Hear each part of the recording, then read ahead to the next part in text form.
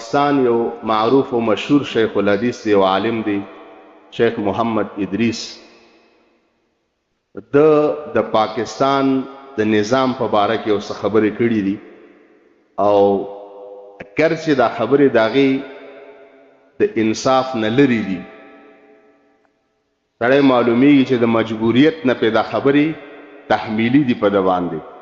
د پاکستان علماو کې یو مشکل شته، لوی بزرگان دي، علما دي، زمونږ شیوخ دي، اساتذه دي، د ټولو ته په احترام سره عموم ته ور سره وایم.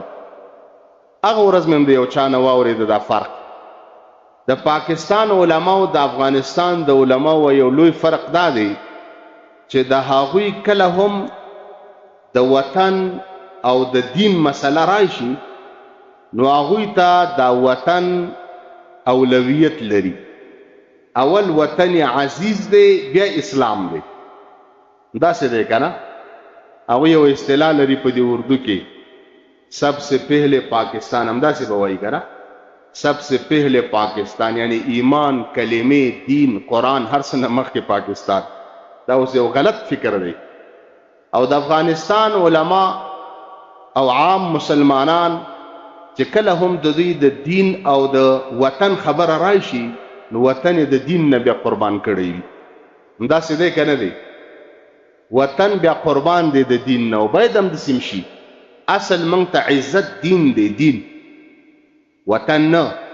اصل چې موږ ته مهم دی اسلام دی، وطن نه. وطن په دویم قدم کې دی، وروستو دی هغه. اصل چې موږ ته مهم دی هغه دین دی، اسلام دی.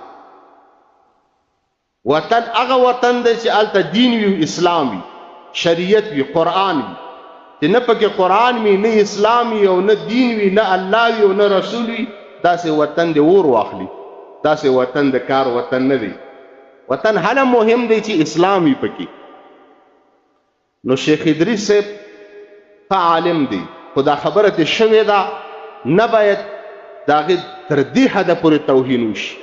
خبره دې رد شي، د هغې نظر دې رد شي، خو اما داسې تحقیر، تمسخر او داسې بېعزتي د یو عالم دا نه دی په کار، او دا مناسب کار نه دی. د پاکستان دا فوج